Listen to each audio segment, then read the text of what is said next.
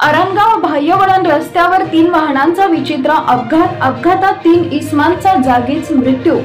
नगर तालुक्यातील अरणगाव बाह्यवळण रस्त्यावर अरणगाव परिसरात शनिवारी सकाळी 7 वाजेच्या सुमारास ट्रक, कंटेनर व स्विफ्ट या 3 वाहनांचा भीषण अपघात झाला। या अपघातात 3 जण जागीच ठार झाले तर 1 जण गंभीर जखमी झाला। अपघाताची माहिती मिळताच अरणगाव ग्रामस्थांसह नगर तालुका पोलिसांनी घटनास्थळी धाव घेतली। शनिवारी सकाळी बाह्यवळण रस्त्यावर अरणगाव परिसरात ट्रक व कंटेनरचा अपघात झाला, तसेच पाठीमागून स्विफ्ट कार जोरात धडकली। या तिघांचा मृत्यू झाला। याच ठिकाणी गेल्या 8 दिवसांपूर्वी 2 वाहनांचा अपघात झाला होता, त्यात 2 जण जखमी झाले होते। त्यानंतर शिवसेनेचे उपजिल्हा प्रमुख संदेश कारले यांच्या नेतृत्वाखाली रास्ता रोको आंदोलन केले होते।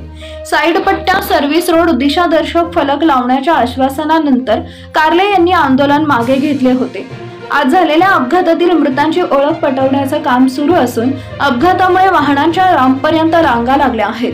2 क्रेनच्या सहाय्याने मोठी अवजड वाहने, सार्वजनिक बांधकाम विभाग व NIH कडून अपघातग्रस्त वाहने बाजूला करण्याचं काम केलंय। यावेळी या ठिकाणी बघ्यांची मोठी गर्दी झाली होती। वाहतूक सुरळीत ठेवण्यासाठी पोलीस बंदोबस्त तैनात होता।